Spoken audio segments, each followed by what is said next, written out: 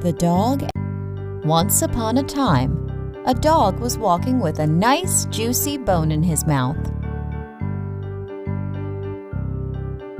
He came across a river. To get to the other side, he had to walk on the bridge over the river. So he walked on the bridge with the bone held firmly in his mouth. While crossing, he saw his reflection in the clear river water.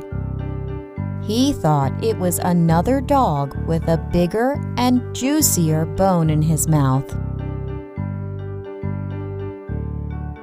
He became very angry and thought, "Why does he have a bigger bone than me?"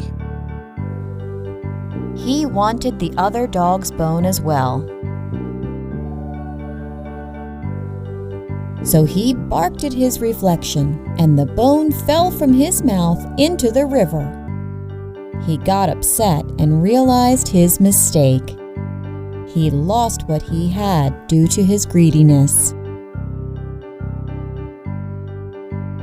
Moral of the story: it is very foolish to be greedy.